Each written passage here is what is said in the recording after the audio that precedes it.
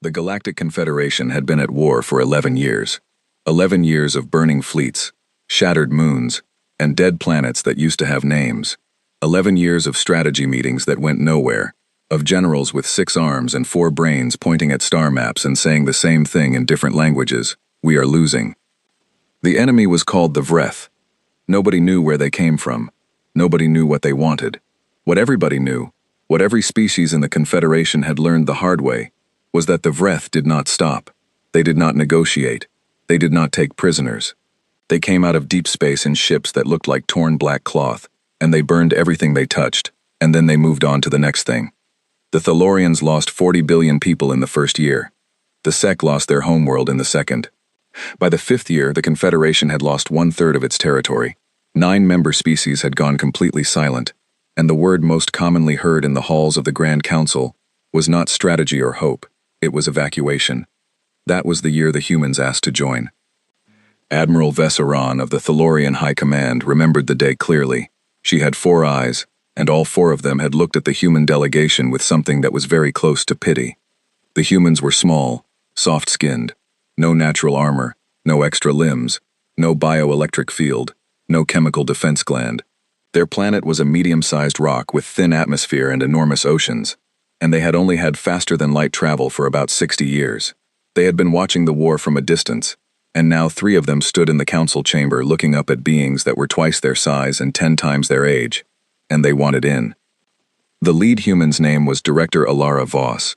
She was a short woman, with gray in her dark hair, and a way of standing very still, that Vesseran found slightly uncomfortable, though she could not say exactly why. "We want to contribute to the war effort," Voss said. The council was polite. The council was kind. The council explained, gently, that human military technology was roughly 300 years behind the current standard, that human soldiers, while apparently brave, were biologically fragile, that the Vreth had destroyed civilizations that were older and stronger than humanity by a margin that was genuinely hard to calculate. "We appreciate the offer," said Grand Speaker Olun, who was 900 years old, and had watched 11 civilizations fall in his lifetime. "But we do not believe your species has the capacity to change the outcome of this war." Director Voss nodded slowly. She did not argue. She asked one question. "Can we have a small sector of the front, somewhere you've already given up on, somewhere you don't need anymore?" The council looked at each other. There was a sector, Sector 7 Omicron, a dead zone, 3 systems, all compromised, all but abandoned. The Vreth had already swept through once, and were cycling back. There was nothing there worth defending. "You can have it," Olun said. He thought he was being kind. He thought he was giving the humans a place to feel useful before the war ended, and whatever was left of them could be folded into the evacuation columns with everyone else. He did not think about it again for 8 months. The first reports from Sector 7 Omicron came in on a Tuesday, Confederation Standard Time. The analyst who read them first was a young Sek named Preth, and she read them 3 times before she called her supervisor, because she was not sure her translation matrix was working correctly. "Sir," she said, "I'm getting anomalous data from the abandoned sector." Her supervisor, a tall Thalorian named Commander Jev, leaned over her screen. He read the report. He read it again. "The Vreth fleet in 7 Omicron," he said slowly. "It's gone?" "Not gone," Preth said. "Destroyed." Jev stared at the readout. The Vreth fleet that had been cycling through 7 Omicron had consisted of 47 ships, 47 black cloth vessels that had each survived direct hits from Confederation dreadnought cannons. The Confederation's best fleets had thrown everything they had at single Vreth ships, and called it a victory when they managed to crack the hull. All 47 were gone. Not retreated. Destroyed. Wreckage confirmed. "What destroyed them?" Jev asked. Preth pointed at the bottom of the report. "The humans did." He looked at the line she was pointing at. Then he looked at the timeline of the engagement. Then he sat down in the nearest chair. 47 ships. Destroyed in 6 hours. "That's not possible," he said. "That's what the sensor data says." "What weapons did they use?" Preth pulled up the secondary report. She had already flagged it twice. "That's the part I don't understand, sir. The energy signatures don't match anything in our weapons database." Vesseran requested a meeting with Director Voss directly. It took 3 days to arrange. The humans were apparently busy. When Voss finally appeared on screen, she looked tired. There was a bruise on her jaw that had not been there 8 months ago, and she had cut her hair shorter, and there was something behind her eyes that Vesaran could not read, which was unusual. Vesaran was very good at reading species. Congratulations are in order, Vesaran said carefully. The fleet in 7 Omicron, that was a skirmish, Voss said. Vesaran blinked 2 of her 4 eyes. 47 Vreth ships, a skirmish, Voss said again, pleasantly. We're still setting up. Another few months and we'll be ready to push. Push. The words sat in the air between them. Director Voss, Vesaran said, and she chose her words carefully. The Confederation has been fighting the Vreth for 11 years. In that time, we have not once pushed. We have only ever retreated. Voss tilted her head. She had a very particular way of tilting her head. With respect, Admiral, you've been fighting them the way you know how to fight. We're going to fight them the way we know how to fight. And what does that mean? The exhausted woman on the screen looked at her for a moment. Then she said something that Vesaran would think about for the rest of her life. We're going to send in the quiet ones. The quiet ones. In the weeks that followed, Vesaran tried to find out what that meant. She filed requests with the Human Liaison Office. She read everything available about human military history, which turned out to be extensive, complicated, and deeply alarming in places. Humans had been fighting each other for their entire recorded history. They had developed weapons and tactics and strategies in enormous variety. They had fought wars on land, in water, in the air, in space, in the dark, in the cold, underground, in jungles, in deserts, in cities, in the middle of the night. They had fought wars where the whole point was that the other side did not know they were being fought. She found references to things called special operations, unconventional warfare, covert action, terms that did not translate cleanly because the Confederation had no real equivalent. The closest concept was assassination, but that was not quite right. It was smaller than armies and larger than assassins. It was something else. She found a phrase that appeared in multiple human military documents across hundreds of years of history. When conventional forces cannot achieve the objective, you send in the ones who operate where ordinary rules don't apply. She thought about that for a long time. Then the second report came in from 7 Omicron, and she stopped thinking and started making emergency calls. The Vreth had a command structure. The Confederation had figured this out early, though it had not helped them much. At the top of the structure were entities the xenobiologists called commanders, massive, ancient Vreth that were barely mobile, but seemed to coordinate the entire fleet through some form of biological signal. Kill a commander, and the fleet it controlled became momentarily disorganized. Not defeated, just confused. For maybe 20 minutes. No Confederation force had ever successfully reached a Vreth commander. The commanders were kept in the center of the fleet, surrounded by dozens of ships and thousands of soldiers, on vessels that were armored beyond anything the Confederation could reliably penetrate. The second report from 7 Omicron said that a Vreth commander was dead.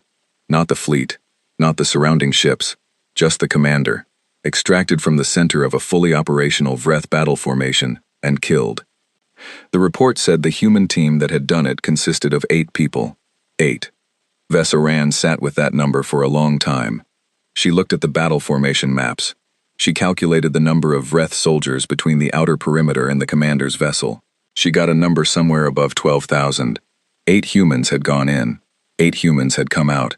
1 Vreth commander was dead. She called Director Voss immediately. How? She asked. No preamble, no greeting. Voss looked at her from the screen, still tired, still that thing behind her eyes that Vesaran still could not name. That's what they do, Voss said. 8 individuals, 12,000 enemy combatants, 1 high-value target extracted and eliminated. Yes. How are they still alive? Voss was quiet for a moment. They trained for a very long time, she said, and they're very good at not being seen. That's not an answer. No, Voss agreed. It isn't. What Vesaran did not know, what the entire Confederation did not know yet, was what happened inside that Vreth battle formation during the 8 hours the human team was in there. The Vreth had sensors that could detect body heat, electrical fields, chemical signatures, movement vibration. They had soldiers that could see in total darkness and smell organic matter from 50 meters. They had internal security protocols that had never been breached. The 8 humans had gone in wearing suits that absorbed heat signatures and dampened electrical fields. They had moved through ventilation systems too narrow for any Vreth soldier to follow. They had communicated in a hand signal language they had practiced for 10,000 hours, until it was as fast and fluent as speech. They had waited, actually waited, motionless, for 4 hours, inside a gap in the hull plating, 12 centimeters wide, while a Vreth patrol passed 2 meters below them. They had not made a single sound.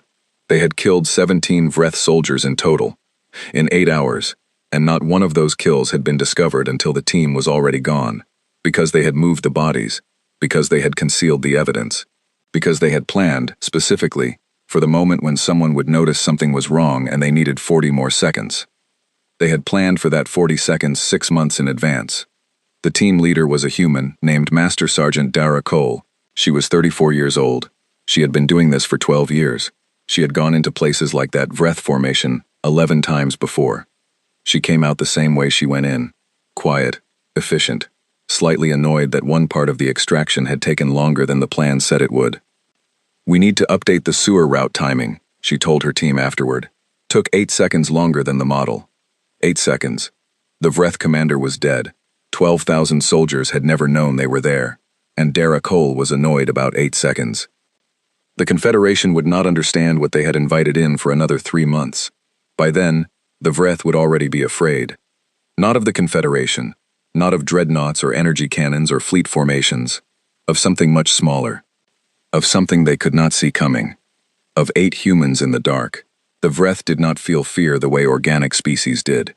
This was something the Confederation xenobiologists had established early. The Vreth had no adrenaline equivalent, no elevated heart rate, no chemical panic response. They processed threat information and responded to it, but the processing was cold and methodical, the way a very large machine processes information. You could kill 100 Vreth and the remaining 1,000 would not flinch or hesitate. They would simply recalculate and continue. This made them extremely effective soldiers. It also meant that when, for the first time in the 11-year war, something changed in the Vreth behavioral data, something that the xenobiologists had no existing category for, it took them 3 weeks to agree on what they were seeing. The word they eventually used was caution. The Vreth were being careful. Commander Jev noticed it first, because it was his job to notice things in data that did not belong.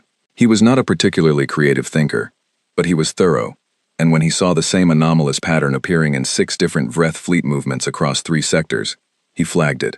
The Vreth were pulling their command ships back, not retreating. The line was holding. But their most valuable vessels, the ones carrying commanders, the ones with the most senior fleet coordinators, the ones that functioned as the brain of each formation, were moving to the rear, creating distance between themselves and the front. "They're protecting something," Jev told Vesoran. "They're protecting their leadership," Vesoran said. She had spent the last 3 months reading every human military document she could access, and she was starting to understand things she wished she did not understand. They're repositioning in response to a threat they can't see. What threat? She looked at the pattern on the screen. Vreth command ships pulling back across 6 sectors. All 6 sectors were adjacent to Confederation space. All 6 were within range of... She checked the distances. Yes. All 6 were within range of a small human staging base that had been quietly operational for 2 months. "The humans haven't done anything in those sectors," Jev said. "We would know." "No," Vesoran said slowly. "We would not know." That is precisely the point. What had actually happened in those 6 sectors was something the Confederation's sensors had entirely missed. In Sector 12, a 2-person human team had spent 3 weeks aboard a Vreth supply vessel. They had come aboard through a maintenance airlock while the vessel was docked at a Vreth resupply station. They had lived in a crawl space behind the ship's water filtration unit. They had eaten compressed rations designed to produce zero detectable food smell. They had observed, cataloged, and transmitted everything they learned about Vreth communication protocols, internal navigation systems, and command chain structure. Then they had left the same way they came in. The Vreth never knew they had been there. In Sector 14, a 4-person team had done something different. They had not observed. They had made very small, very precise alterations to the navigation beacons on 3 Vreth resupply routes. The alterations were subtle enough that they would not be caught in a standard diagnostic. Over the following weeks, Vreth supply ships began arriving at their destinations 6 to 9 hours late, because the routes they were following were slightly wrong. It was not enough to disrupt operations. It was enough to plant a seed of uncertainty. Something was wrong. They did not know what. In Sector 9, a 6-person team had done something that Vesoran would not find out about for another 2 months, and when she did find out, She sat very quietly for a long time. They had gotten onto a Vreth commander's ship. They had not killed the commander. They had put a passive signal relay behind a panel in the commander's personal communication bay, which would transmit everything the commander sent and received to a human intelligence hub, and then they had gotten off the ship. The relay was still there. The Vreth commander was still using the same communication bay. The humans had been reading a Vreth commander's private communications for 7 weeks. Director Voss briefed Vesoran personally. She had a habit of letting silences run a few seconds longer than was comfortable, and Vesoran had decided this was not an accident. "I want to understand something," Vesoran said. "Your people, the ones doing these operations, how many are there? Currently deployed? About 200. Vesoran stared. 200 individuals, against a Vreth force of, across all fronts, estimated at 12 million combatants. Closer to 11 million now, Voss said, but yes. 200 people are causing 12 million soldiers to rearrange their command structure. 200 people are making 12 million soldiers wonder what they missed. Voss leaned forward slightly. Admiral, the Vreth are used to fighting armies. Big ships, big guns, big numbers. They understand that. They have a response for that. But they don't have a response for not knowing where the threat is coming from. They don't have a response for the possibility that we're already inside their wire. Are you? Voss smiled. It was a small, tired smile. In 17 locations, yes. The silence that followed was several seconds longer than was comfortable. Master Sergeant Dara Kole was in one of those 17 locations. She was on a planet called Vreth 9 by the Confederation xenobiologists. It did not have a name in Vreth, as far as anyone could tell. The Vreth did not name things the way other species did. It was a dark, cold world with a thick atmosphere that played havoc with most standard sensors, which was exactly why Kole had chosen it. It was also home to a Vreth ground installation that the Confederation's Strategic Command had been trying to figure out for 3 years. Something important was being built there, or stored there, or processed there. The surveillance drones couldn't get close enough to find out because the Vreth shot them down. Kole had been on the planet for 11 days. She was alone. She had asked to go alone. Her team leader from the previous mission, a quiet man named Hector who had been doing this even longer than she had looked at the mission brief, and then looked at her, and said, "You're sure?"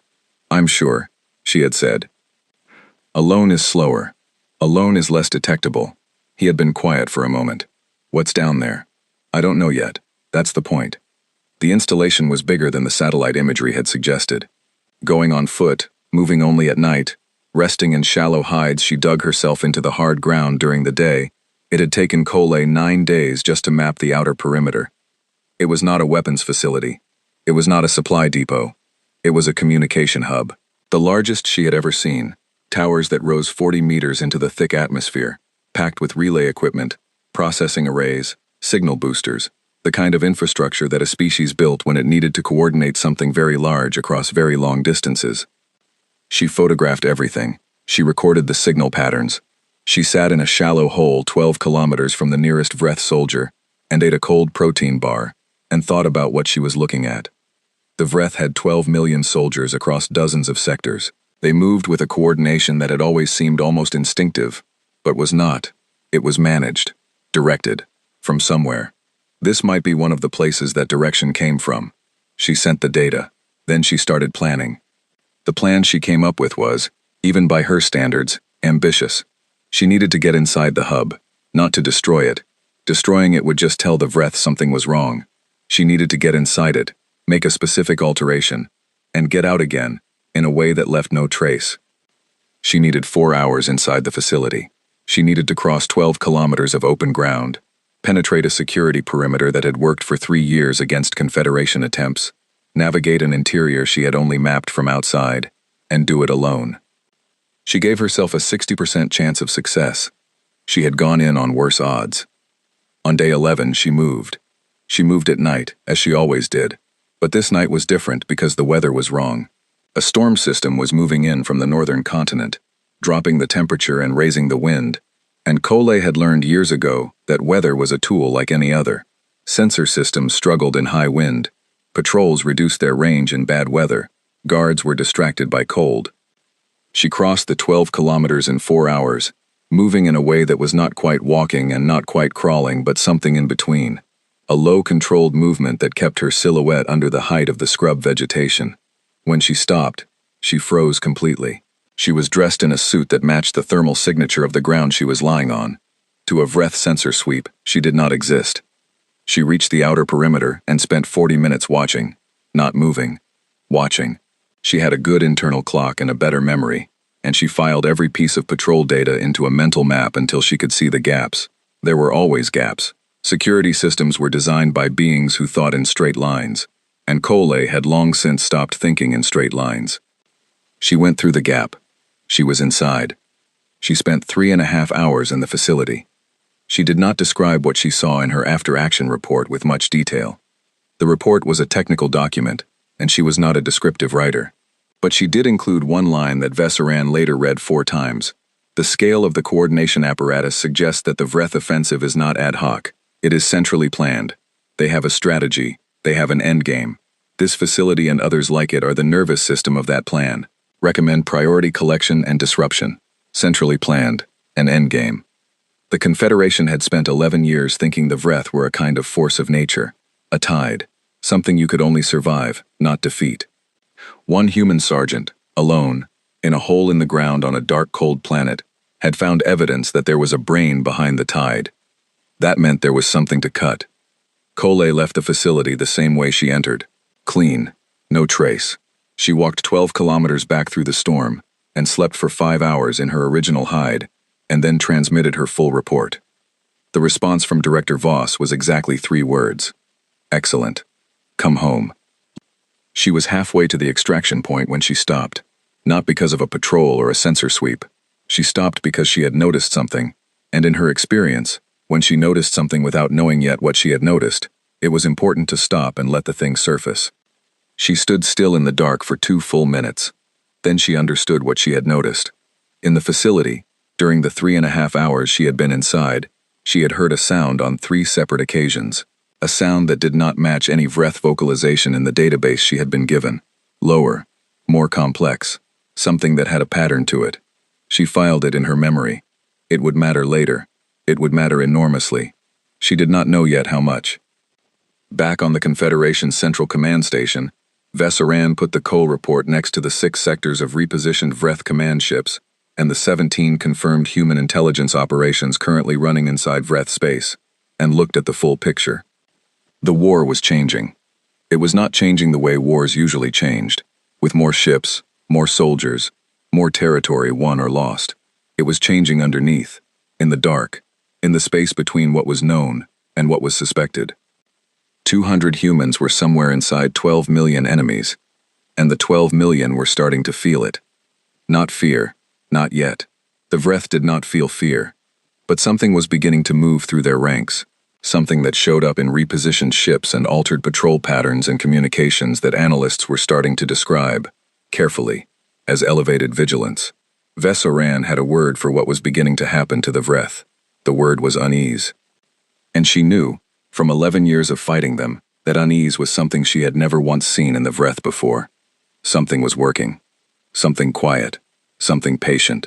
Something that had been training for a very long time. Something that operated where ordinary rules didn't apply.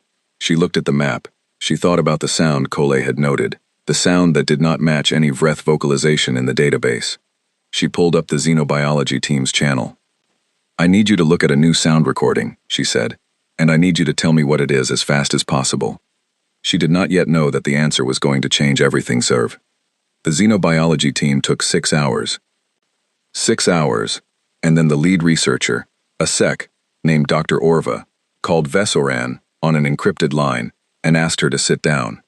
Veseran had 4 legs and did not require sitting, but she understood the phrase. She kept her voice level. Tell me. The sound Sergeant Cole recorded, Orva said. It is a Vreth vocalization. Cole checked it against the database. It is not in the database, Orva said. That is because we have never recorded it before. To our knowledge, no Confederation observer has ever been close enough to a Vreth in the right circumstances to record it. She paused. It is a Vreth distress call. Veseran was very still for a moment. Distress. There is a more precise translation. The closest equivalent in Thalorian is something like the call a herd animal makes when it becomes aware of a predator it cannot locate. The call a herd animal makes when it becomes aware of a predator it cannot locate. Cole had heard it 3 times in 3.5 hours, inside a facility with several hundred Vreth in it. 3.5 hours during which the Vreth had no idea a human was among them. They could sense something was wrong, Veseran said, but they could not find her. That is my interpretation, yes, Orva said. Admiral, the Vreth were frightened. In 3 years of behavioral data, we have never recorded that sound. Veseran brought the recording to Director Voss. Voss listened to it twice. She had her eyes closed while she listened, which was a thing Veseran had noticed she did when she was thinking hard. Then she opened her eyes. Good, she said. Your soldier frightened them, Veseran said, without them knowing she was there, without any engagement, just by being present. Yes, Director, the Vreth do not scare. We have established this. 11 years of data. Everything scares, Voss said, in a tone that was neither boastful nor harsh, just the flatness of someone stating a fact they learned a long time ago. You just have to find the right way in. And what is the right way in? Voss looked at her. You make them feel watched. You make them feel hunted. And then you make them find absolutely nothing when they look for you. She leaned back. We spent a lot of time figuring out how to do that to each other. Turns out it works on everyone. They had indeed spent a lot of time figuring out how to do that to each other. Veseran had read the history. Most of it, she had read with a growing sense of unsettlement, because the thing that made human military history different from every other species in the Confederation was not the scale of their wars, or the technology of their weapons, or even the duration of their conflicts. It was the creativity. Every other species in the Confederation had developed warfare along fairly predictable lines. You built bigger weapons. You trained more soldiers. You developed better armor and faster ships. You fought. You won or lost. You adapted slightly. You fought again. Warfare was essentially an engineering problem, and you approached it the way you approached engineering problems. Humans had approached it differently. Humans had been creative about violence in a way that no other species had managed, and the reason, Veseran had eventually concluded, was that humans had spent the entirety of their history fighting opponents who were exactly like themselves. Same biology, same psychology, same motivations, same fears. Humans knew what humans were afraid of, because they were afraid of those things themselves, and so every tactic they invented was specifically designed to exploit the soft places in beings who thought and felt the way they did. That should have meant those tactics wouldn't work on species that thought and felt differently. Except it turned out, the soft places were more universal than anyone had expected. Fear of the unseen, fear of being hunted, fear of the thing you cannot find, fear of the voice in the dark that you cannot trace to a body. These were very old fears, older than civilization. The Vreth had evolved somewhere, in some ancient environment, from something that had predators, something that had learned to fear the dark. The humans were very good at being the dark. Operation Deeproot was approved 3 weeks after the xenobiology report. Veseran had not been told all the details. She had been told enough to know that it was larger than anything the humans had done so far, that it involved significantly more personnel, and that it was not an intelligence operation. It was a combat operation. She asked Director Voss for a briefing. 12 teams, Voss said. Simultaneous. 6 Vreth sectors. The targets are their communication relays, the ones that link their command structure together. We're going to go dark on them. You said you didn't want to destroy the relay on Vreth 9. That was before we had the full map. Voss pulled up a star chart. Cole found one. We've since found 11 more. They're not separate facilities, Admiral. They're nodes in a single network. They talk to each other. If you take down the right 3, in the right order, at the right time, she traced a path through the nodes. The signal loss cascades. The whole network loses coherence. Not forever. Maybe 48 hours before they can reroute. 48 hours of a Vreth force 12 million strong operating without central coordination. Veseran thought about what that meant. What can the Confederation fleet do in 48 hours? She asked slowly. Voss smiled. It was a different kind of smile than the tired one Veseran usually saw. That's the right question, she said. We need to talk to Grand Speaker Olun. The meeting with Olun was the strangest conversation Veseran had ever been in, and she had been in some strange ones. Olun was 900 years old, and had seen 11 civilizations fall. He had a kind of sadness in him that was so old it had calcified, turned to something that looked almost like patience. He had stopped expecting to be surprised. He was surprised. He listened to the full briefing without speaking.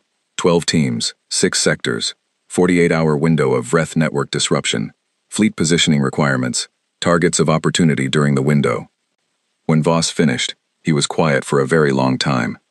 "You are telling me," he said finally, "that 126 humans can create a strategic window that 12 million Vreth cannot create against us with 11 years of effort?" "Yes," Voss said, "and you are confident in this. Confident enough to ask for the fleet." Olun looked at Vesseron. "Your assessment, Admiral." Vesseron had thought about this for a while. She had been in the habit lately of thinking about things from multiple angles, because she had been reading too much human military history, and it was starting to affect the way she processed information. 6 months ago, she said, "I would have told you this was impossible, based on everything we know about Vreth combat capability. And now? Now, I think the phrase, 'everything we know,' was the problem." She paused. "The humans don't fight based on what they know about the enemy. They fight based on what the enemy doesn't know about them. It's a different orientation, and it appears to be effective against opponents who have no framework for it. The Vreth have never faced this before," Olun said. "No species has," Voss said quietly, "and that's why it works." The 12 teams went in on a Thursday. 2 weeks of preparation, logistics, mapping, and contingency planning, and then on a Thursday, 126 humans entered Vreth-controlled space, from 12 different insertion points, using 12 different methods, because using the same method twice was, in the language of the operations manual, a gift to the enemy. Vesseron was on the command station. She was watching a display screen that showed 12 small markers moving through territory the Confederation could not even get ships into without being destroyed. 12 small blue dots in a sea of red. She was aware that she was holding her breath, which was unusual for her species. Team 7 was led by a human named Chief Warrant Officer Farid Nassar. He had been in special operations for 14 years. He had bad knees and excellent hearing, and a memory for terrain that his instructors had once described as inhuman, which his team found funny. His target was Node 7, a relay station built into the side of a mountain on a Vreth-occupied moon. The mountain was a natural fortification. The station had been built into it over the course of what the intelligence analysts estimated was 3 years, which meant it was important, and it was meant to stay. Nassar had studied the satellite imagery for 6 days. He had identified 3 approach routes.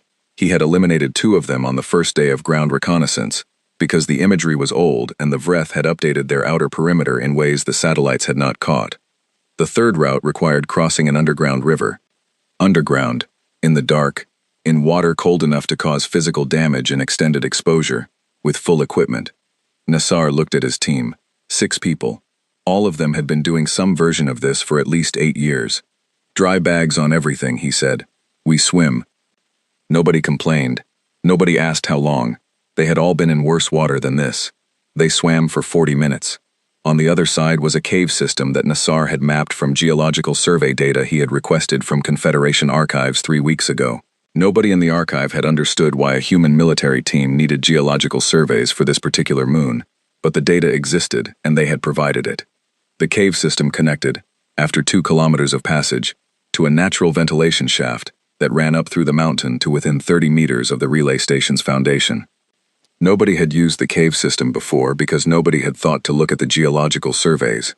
Nobody had looked at the geological surveys because looking for cave systems was not a standard military intelligence approach. Nassar had thought of it because, 12 years ago, he had read a book about human cave explorers from 3 centuries past, and he had filed the information the way he filed everything, somewhere accessible, connected to everything else. His team called this Nassar's Library, the habit of storing completely unrelated information and then finding uses for it that nobody else would think of. His team also quietly credited Nassar's Library with the fact that all of them were still alive. They reached the base of the ventilation shaft at 0300 local time. Nassar looked up. The shaft was roughly 1 meter in diameter, vertical, 30 meters of climb in the dark with full equipment. "Single file," he said. "Mira leads." Mira was the smallest member of the team. She was also the best climber. She went up first, found the handholds in the dark by touch, and had the rope secured in 11 minutes. They came up inside the relay station's utility sublevel. It was warm. It hummed with the energy of the relay equipment above them. Nassar checked his timer. They were ahead of schedule by 4 minutes. "We have time," he said. Move slowly. They moved slowly. What happened in the next 3 hours, inside Node 7, was the kind of methodical, patient, precise work that looked boring from the outside and was absolutely terrifying from the inside. The team moved through a facility containing over 200 Vreth operatives. They were not trying to fight them. They were trying not to be seen, and when being not seen required stopping and pressing into a shadow and waiting for 6 minutes while a patrol route completed, they stopped and pressed into shadows and waited. The relay equipment was on the upper level. It was large, complex, and clearly important, because there were twice as many guards around it as anywhere else in the facility. Nasser studied the guard pattern from a position behind a coolant conduit that was loud enough to cover any small sounds his team made. He counted rotations. He timed them. He found the window. 90 seconds, twice an hour, when the upper level had a gap. They needed 4 minutes inside. We split, Nassar said. He laid out the assignment. 2 people would create a reason for the guard to extend their patrol on one side of the room. Nothing dramatic, nothing that would trigger a full alert, just a small sound at the edge of sensor range. 4 people would go in during the gap and work. Nasser would watch. If it goes wrong, he said, you know what to do. His team knew what to do. They had planned for it going wrong 11 different ways. That was what the 2 weeks of preparation had been for. It did not go wrong. The 4 people went in. They worked. They were out in 3 minutes and 40 seconds. Not destroying the equipment. Installing something in the equipment. Something very small, very precise, that would, on a signal, cause the relay node to send the wrong data to every other node in the network instead of the right data. Incorrect positioning data. Corrupted command signals. A quiet, precise lie inserted into the brain of the Vreth command structure. This was not Nasser's idea. This was a plan that had taken Confederation Signals intelligence analysts 4 months to develop, once Cole's initial discovery had given them the map. The humans had contributed the plan. The humans had contributed the capability. The Confederation had contributed the technical knowledge. It was, as Voss had told Olun quietly, what cooperation looked like. The team was back in the ventilation shaft 22 minutes after they had come up, climbing down, back into the cave, back into the cold underground river. 40 minutes of swimming.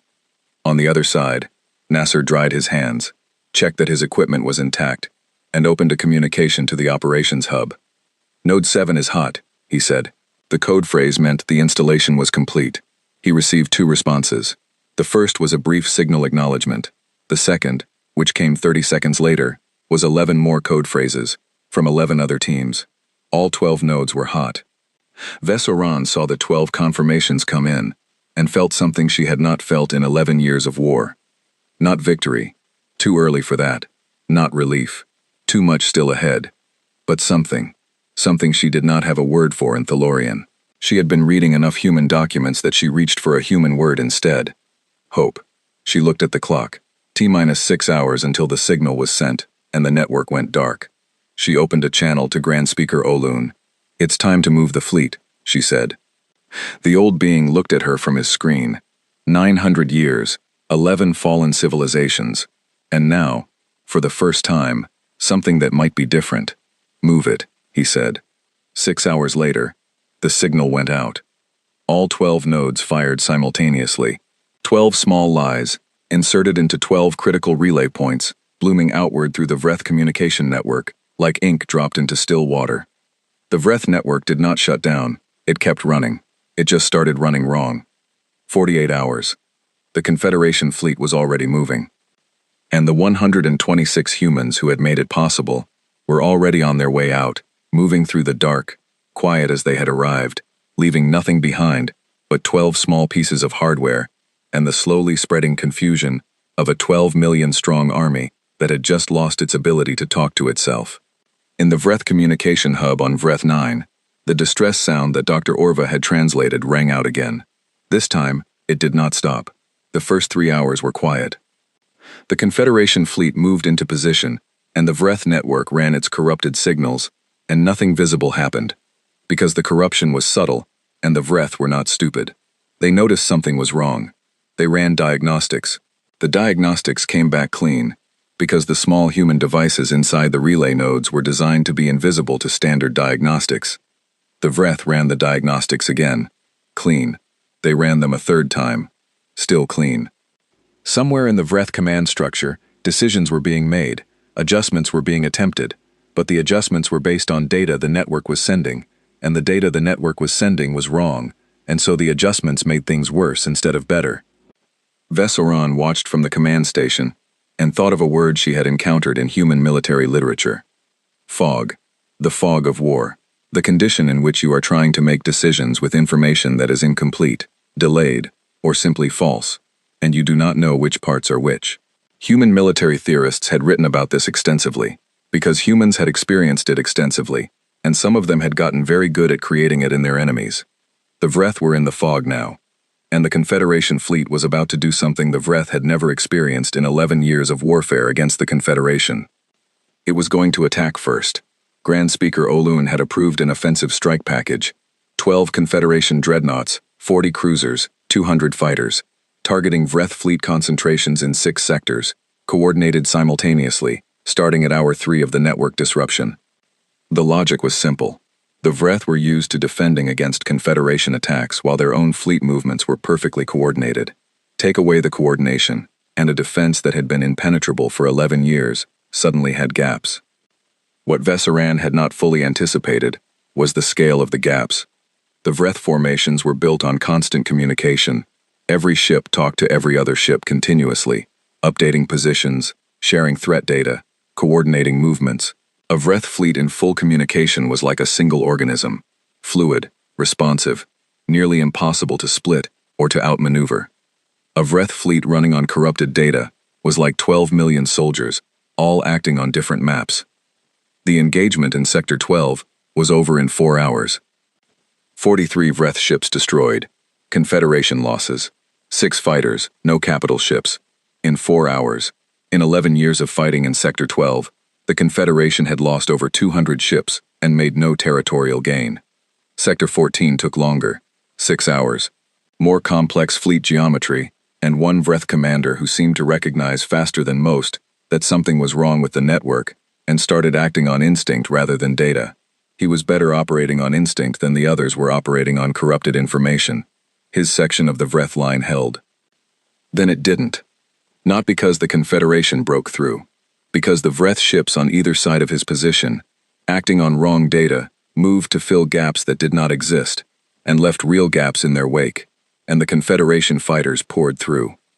The commander who had trusted his instincts over the network watched his flanks collapse, and could do nothing about it, because by then, the correct orders he was sending could not get through the noise.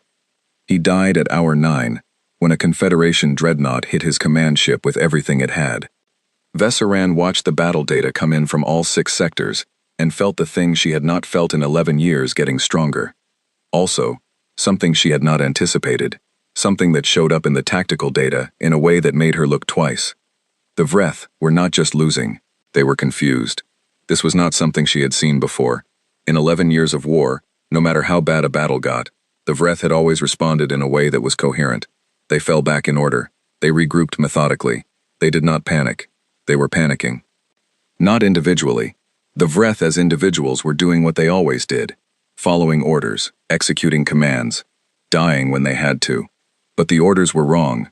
The commands contradicted each other. Ships were told to be in 2 places. Formations were told to hold positions that were already lost.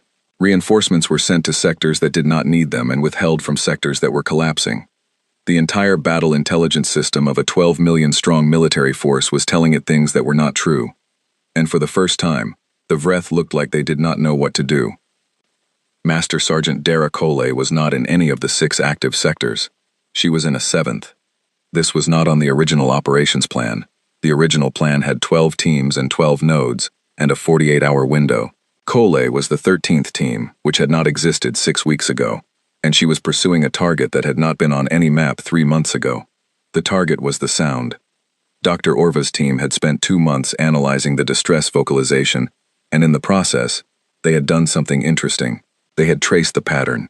The calls had been heard in multiple locations, all within range of a specific frequency band that appeared in the Vreth network's deep signal layer, a layer below the operational communications that nobody had looked at closely because it did not seem to be carrying meaningful data. It was carrying meaningful data. It was carrying something that looked, under enough analysis, like a heartbeat. Not a biological heartbeat. A signal, regular, rhythmic, deep, coming from somewhere and propagating outward through the entire network. Every Vreth soldier, every ship, every installation was, without knowing it, receiving this signal continuously. Orva had come to Voss with her findings at 2 in the morning, and had been unable to keep the tremor out of her voice. "It is not a communication system," she had said. "It is I do not have a precise translation. In Sec, we would call it a belonging signal. A signal that tells each receiver, you are part of something. You are not alone.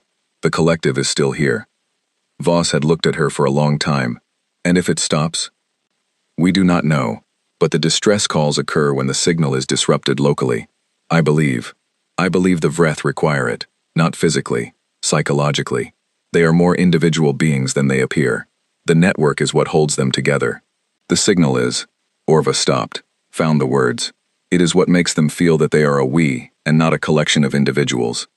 Voss had looked at the source data. "Where's it coming from?" she asked. The source was a single installation, ancient, by Confederation estimates, older than the war, older than any Vreth facility they had ever catalogued. It was on a planet so deep in Vreth territory that the Confederation had never gotten surveillance assets close to it. "Nobody can reach that," Jev had said when Voss showed him the location. Voss had pulled up a personnel file. "I know someone who can." Jev had looked at the file, then he had looked at the location, then back at the file. "This is the distance alone. She'll have 3 weeks," Voss said, "and she'll be alone, so insertion is possible. One human, going in slow, with time and patience and very good instincts. And if she reaches it, she doesn't destroy it," Voss said. "If she destroys it, we learn nothing. She documents it, everything, every signal pattern, every architectural feature. We figure out what it is, and then we figure out what to do with it." There was a pause. "And if the Vreth find her?" Voss did not answer that directly. What she said was, she volunteered.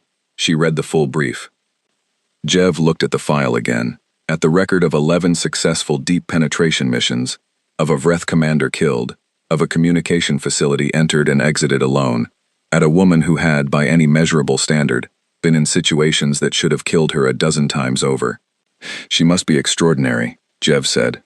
"She's good," Voss said, "and she's stubborn as hell. Those two things together do a lot of work."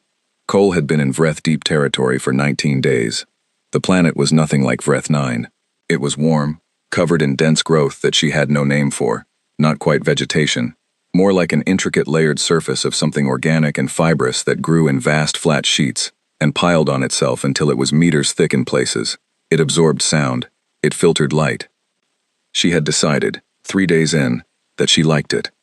The installation was in the center of a wide depression, old enough that the organic growth had begun to incorporate its outer walls, threading through cracks and over surfaces, in a way that made it look almost natural from a distance. It was large, larger than anything she had been briefed to expect, and it was radiating something she could feel, but could not see. Not radiation. Her sensors were normal. Not heat. Something else. Something that she noticed at the edge of her perception and could not quite locate directly. It reminded her of the feeling she got in very old stone buildings back on Earth. Large, empty places that had once held millions of people, and still had something of them in the acoustics, in the air. Presence. Residual presence. She shook that off. She was a practical woman, and she did not have time for feelings about buildings. She started documenting what she found over 4 days of careful exterior observation, and then, on the 5th day, interior access, was something she did not have a framework for. The installation was not primarily technical. There was equipment, yes, signal arrays, deep emitters, power systems, but the building itself was something else. It was a place that had been built to be a place. The architecture had intention to it, in the way that buildings built by very old civilizations had intention, a care for space and proportion, and what a room felt like to stand in that went beyond function. The Vreth had built this to mean something. There were symbols on the walls. Not language exactly, or not primarily language. Patterns, shapes that repeated and varied and repeated again, in ways that her eye kept trying to find a rule for. She photographed everything. In the center of the building, in a large circular space with a ceiling so high she could barely see it, there was a single structure, roughly cylindrical, roughly 2 meters tall, emitting the signal that Orva's team had traced. It was clearly very old. It was clearly still functional. Cole stood in front of it for a long time. She was a practical woman, but she had been in enough old places, in enough hard situations, to have a sense for when something was significant in a way that was bigger than the mission parameters. This was significant. She documented it. Every angle, every measurement her equipment could take. She spent 3 hours in that circular room, and she was so focused on what she was recording that she almost missed the movement at the edge of the room. Almost. She was behind a support pillar before the Vreth soldier completed its entry through the far door. She was still. She was silent. She matched her thermal signature to the stone she was pressed against. The soldier crossed the room, approached the central structure, and stood before it. And then it made the sound she had heard in the relay station. The distress call that Orva had translated as the call of a herd animal that senses a predator it cannot locate. But different this time. Here, in this room, next to this structure, different. Not a distress call. Something else. Something she had no translation for. The soldier stood there for a long time. Then it left. Cole stayed pressed against the pillar for 10 minutes after the soldier was gone. Then she continued documenting. The signal she sent back from day 5 of the interior documentation was the most significant intelligence transmission in the history of the war. Orva's team received it at 0400, and Orva called Voss at 0407 and did not apologize for the hour. "We know what it is," Orva said.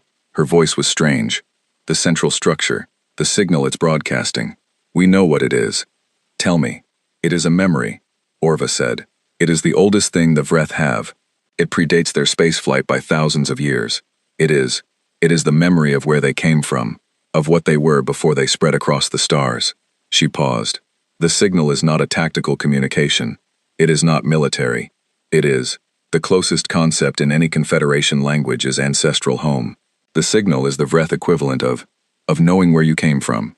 The Vreth who receive it, everywhere in their territory, are receiving a continuous reminder that they are part of something ancient, something that existed before any of them, something that will exist after." She stopped. Voss waited. "If you shut it down," Orva said, "they do not become disorganized, like we thought. They do not become confused. That is not what the signal does. The signal is not coordination. It is," she struggled, "it is identity.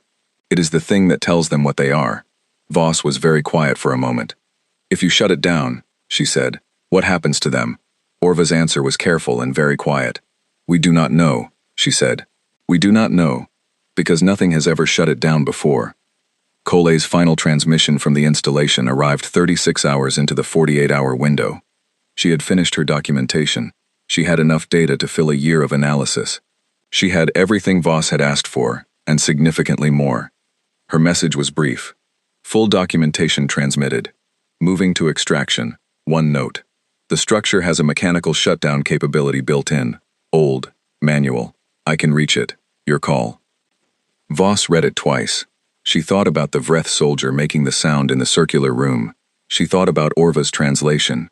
Ancestral home. Identity. The thing that tells them what they are. She thought about what it would mean to take that away. She sat with it for a long time. Then she sent her reply. "Do not touch it. Come home." What Voss did not know, and would not know until much later, was that the Vreth had been tracking Cole for 11 of her 19 days on the planet. They had not found her. They had found traces. Minute disturbances in the organic growth patterns. A thermal anomaly that lasted 4 seconds and then was gone. Something that was not quite a sound, caught by sensors so sensitive they were mostly used for geological data. They had sent more soldiers. They had increased patrols around the installation. They had run their best sensor sweeps. They had found nothing.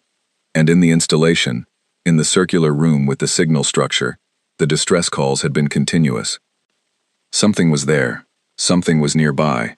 Something that should not be there. They could not find it. The thing you cannot locate. The predator you cannot see.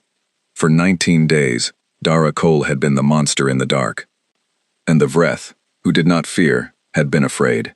The 48-hour window ended. The 12 devices in the 12 relay nodes stopped transmitting their false data, and the Vreth network came back to itself, and the fleet movements that had been acting on corrupted information began to correct. The Confederation fleets, having done everything they could in the window, pulled back to defensible positions. The war was not over. Nobody had thought it would be over in 48 hours. But something had changed that was not going to change back. The final accounting, when Vesaran reviewed it 3 days after the window closed, was the most significant military outcome in 11 years of war. 211 Vreth ships destroyed, including 4 commander-class vessels, which brought the total of commander-class kills since the humans had arrived to 7. In 11 years before the humans, the Confederation had managed 0. 37 Vreth ground installations significantly damaged. 4 sectors that the Confederation had lost over the course of the war and had written off as permanently gone, contested, not reclaimed, contested. But contested meant a line. A line meant the Vreth advance had, for the first time in 11 years, stopped. Confederation losses in the 48-hour engagement: 19 ships, none above cruiser class, 743 crew. 743 was a terrible number. Vesaran held that number for a long time before she let herself look at anything else. 743 beings who had existed and did not now. She would not let the scale of the military success make that number small, because that was how you stopped seeing it. 743. She looked at it for a while. Then she looked at the rest. The human operations teams had all returned, all 126. Vesaran had not been told to expect this. She had read enough human military history to know that special operations at this scale and intensity produced significant casualties. She had modeled it, privately, and had expected to lose perhaps 20% of the deployed personnel. She had been wrong. 126 went in. 126 came back. She asked Director Voss about this, because she needed to understand it. "They're trained to come back," Voss said simply. "But the statistical probability..." "Statistical probability is based on averages," Voss said. "My people aren't average. They're selected because they're not average, and then they're trained for years on top of that. Statistics are for populations. What I have is individuals." She paused. "And they wanted to come back. They had reasons. Wanting something does not change the mathematical likelihood." "Sometimes it does," Voss said. "That's not mysticism. That's performance science. It's been documented. People who have strong reasons to complete a thing complete it at higher rates than people who are just following orders. My people chose to be here. They chose this. There's a difference." Vesaran thought about that. In Thalorian military culture, soldiers were assigned, managed, deployed. The concept of a soldier who had chosen every element of their path, chosen the training, chosen the missions, chosen the team, was not something the Thalorian military framework had room for. "It is a small thing," she said, "the choosing." "No," Voss said, "it's not." Kole got back 4 days after the others. She had needed the extra time because the extraction route had been compromised. Vreth patrol patterns around the installation had been too heavy for her planned exit, and she had rerouted twice, which added distance and time. She had also eaten the last of her rations on day 21, and had spent 3 days moving on nothing but water. She came aboard the Confederation staging station in her extraction suit, which was the same suit she had worn for 24 days straight, and she was thin and slow, and her eyes had the particular quality of someone who has been alone and in danger for a very long time. She handed her equipment to the logistics team and went directly to the debrief without being asked. The debrief lasted 6 hours. When it was over, Voss found her in the small room that had been assigned as crew quarters and sat with her for a while without saying much. Kole ate steadily through a tray of food and did not speak either, and the silence was the comfortable kind. Eventually Voss said, "The documentation you brought back is going to take a year to fully analyze." Kole swallowed, drank something. "The structure in the center," she said. "Yeah. Don't touch it. I told you not to." Kale was quiet for a moment. "I know. I'm telling you again. It's not a weapon. It's not a strategic asset. It's..." She thought about the soldier standing in front of it, making the sound she had no translation for. "It's theirs. It's the only thing I've seen that's theirs. Everything else they have is tactical, functional, designed for warfare. That thing is something else." Voss looked at her. "The council is going to ask about it. Tell them it's not a weapon." Cole met her eyes. "We're not in the business of taking people's history away from them, even if they're the people trying to kill us." The two women looked at each other for a moment. "Okay," Voss said. The Vreth changed after the 48-hour window. It took 3 weeks to show up clearly in the behavioral data, but when it did, Preth flagged it immediately, and Commander Jev brought it to Vesaran within the hour. The Vreth had changed their communication protocols. All of them. The entire network. In 3 weeks, they had redesigned their signal architecture from the ground up. New encryption, new routing, new redundancy systems. It was not a small undertaking. It represented an enormous expenditure of resources and attention during an active war, and they had done it in 3 weeks. That is impressive, Vesoran said. It is, Jev said. But look at this. He pointed to the secondary analysis. The new protocols are defensive in design. Every modification is about detection, finding intrusions, identifying anomalies, quarantining corrupted data. They're not trying to become more powerful. They're trying to become harder to get into. Vesoran looked at the data. They're defending against what we did, against what the humans did, Jev said. The standard military threat they've been facing for 11 years. Our fleets, our ships, our guns. They're not adding new defense against that. They're adding new defense against small, precise, invisible intrusion. They're defending against people, Vesoran said slowly, not weapons. Yes, Jev was quiet for a moment. Admiral, the Vreth have been at war for a very long time. They have a response for everything we have thrown at them. They adapted to our weapons, our tactics, our fleet structures. They have never had to adapt to. He stopped, found the word. Personnel. Human personnel. 126 individuals who had walked through 12 million soldiers and left nothing behind. The Vreth were not defending against the Confederation's military machine. They were defending against the humans. The council meeting 3 weeks after the window was the largest session in 11 years. Every member species with representatives present. Grand Speaker Oluan, looking older, and also, somehow, lighter than he usually did, as if the calcified sadness had cracked somewhere, and something was coming through. Director Voss presented the full operational summary.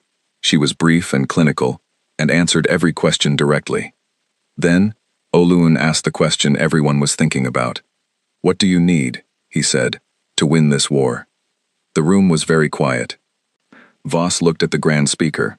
Then she looked around the room, at the Thalorian military commanders, the SEC analysts, the representatives of species who had lost worlds, who had evacuated billions of people, who had spent 11 years retreating one sector at a time.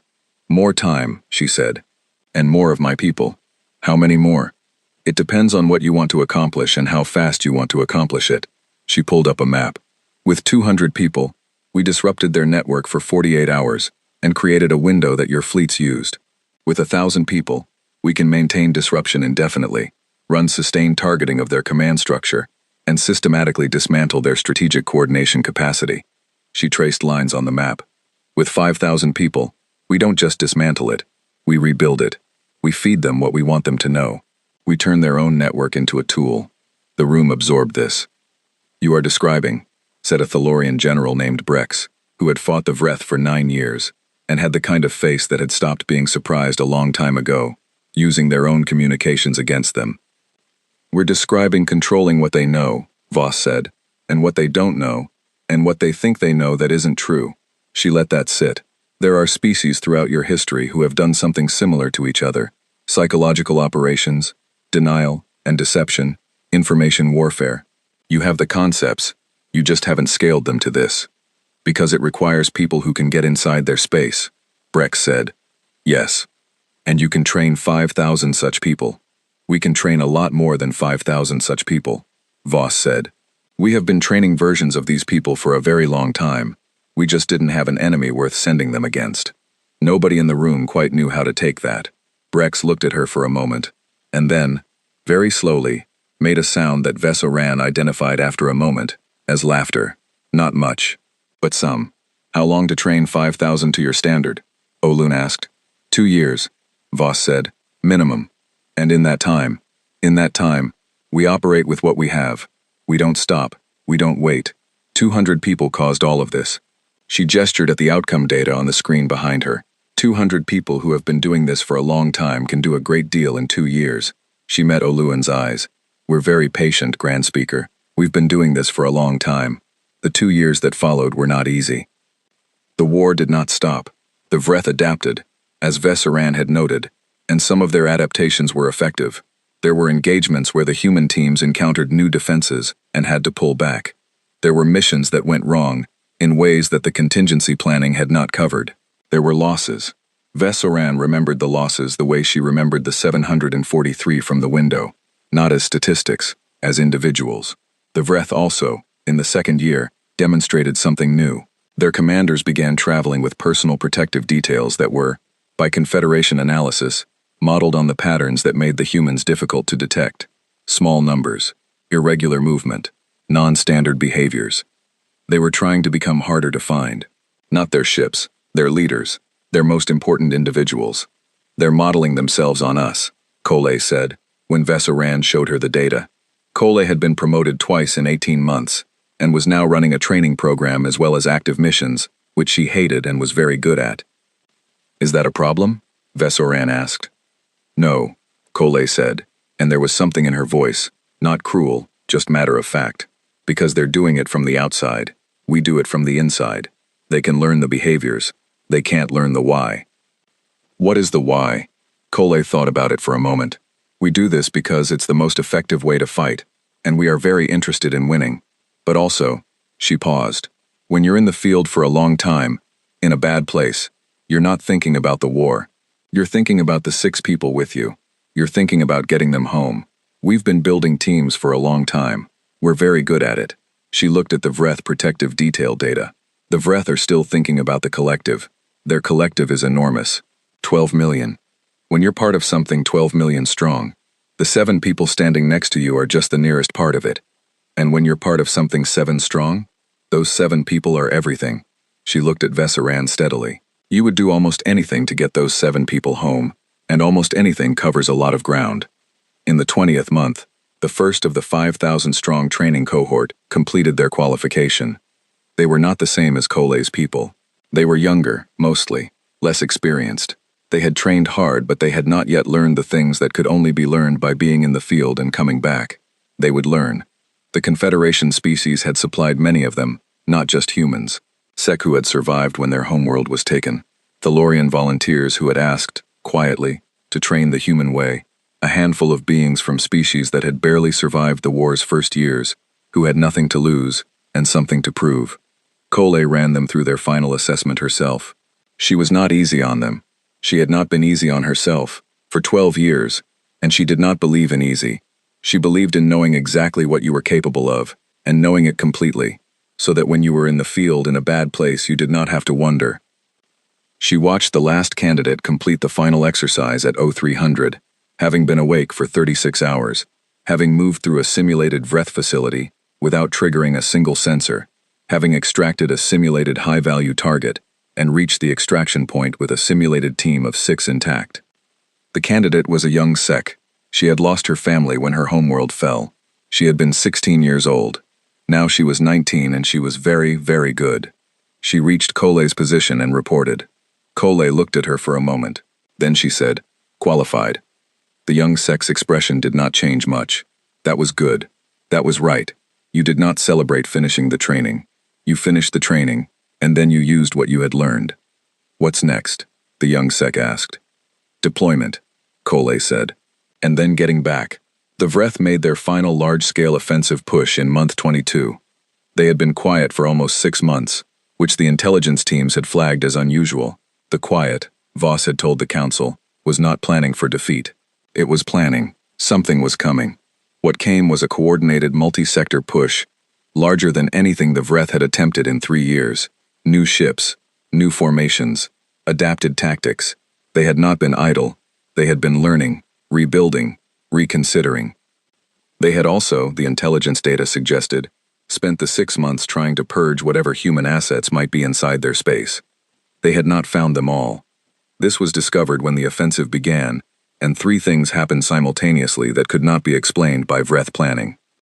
First, the lead commander-class vessel of the offensive's central column suffered a complete navigation system failure that sent it off course for 40 minutes, exactly long enough for the Confederation's main defensive line to redirect its heaviest assets. Second, the Vreth supply chain for the push's eastern flank was found to be carrying fuel that had been subtly contaminated. Not enough to be detected in standard testing, enough to reduce engine efficiency by 12% when sustained burn was required.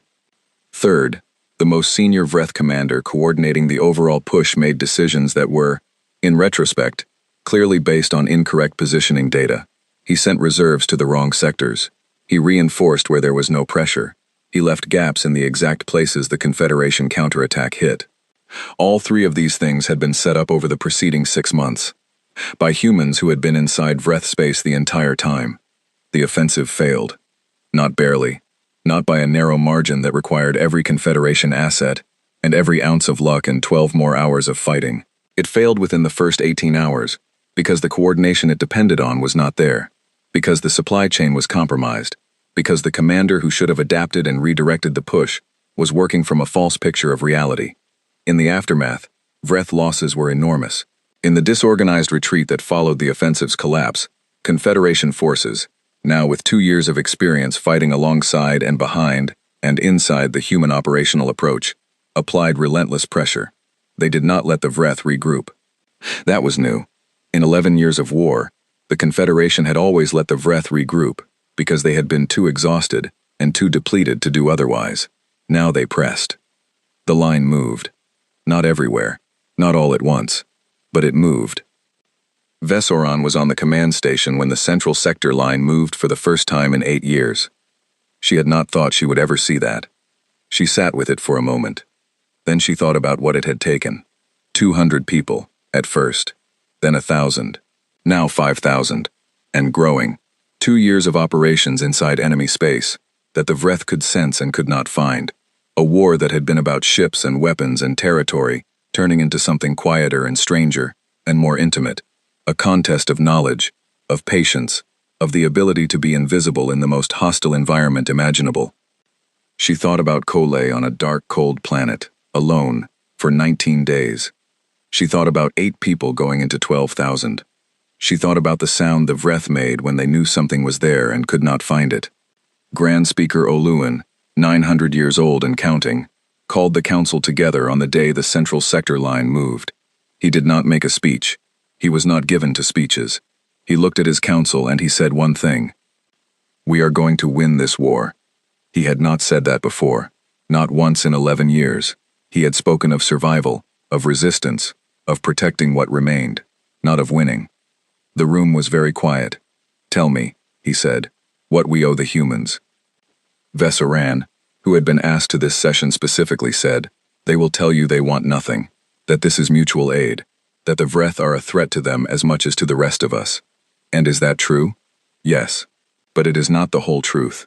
She thought about how to say the rest. They also want to finish something they started.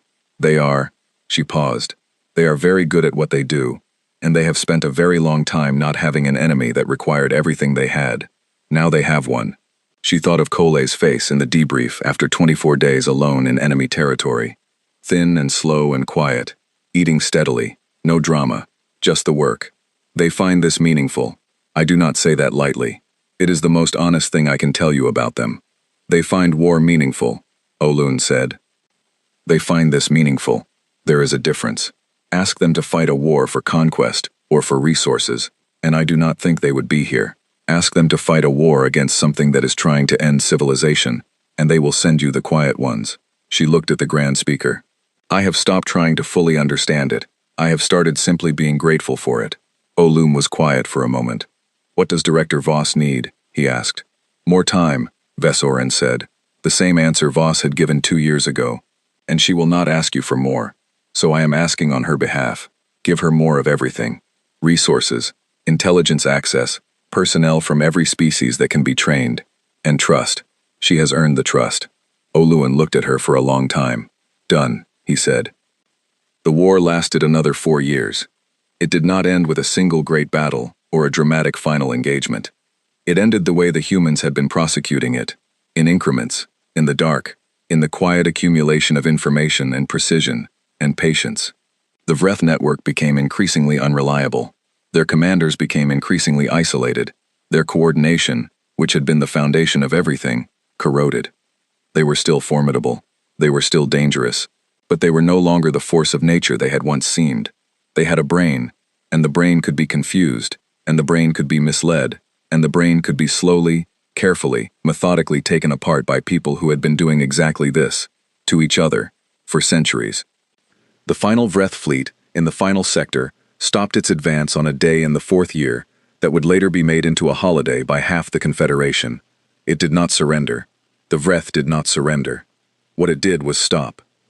And in the absence of coordination and supply and command signal, and the deep ancestral signal from an installation that was now surrounded by Confederation forces, the installation that Kole had documented, and that the Confederation had since protected with a cordon, as Voss had requested, without entering or interfering, only surrounding, the Vreth forces in the final sector did something none of them had ever done before.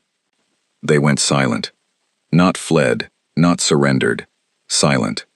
The xenobiologists, watching the behavioral data, would spend years arguing about what it meant, whether it was defeat or something else, whether the Vreth had simply stopped, or had made a choice, or had entered a state that their biology required. Kole had a theory. She kept it to herself. She thought they had finally heard the signal clearly, the ancestral signal from the installation, the one that said, "You are part of something. You are not alone.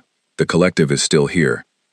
She thought that without the war, without the coordination and the corruption and the constant noise of military operation, they had finally been able to hear it properly. She thought maybe that was enough. Maybe that was what they had needed. She did not say this to anyone except Voss, who listened without speaking. Then Voss said, "Maybe." Master Sergeant Dara Cole, on the day the war ended, was 42 years old. She had run 219 operations.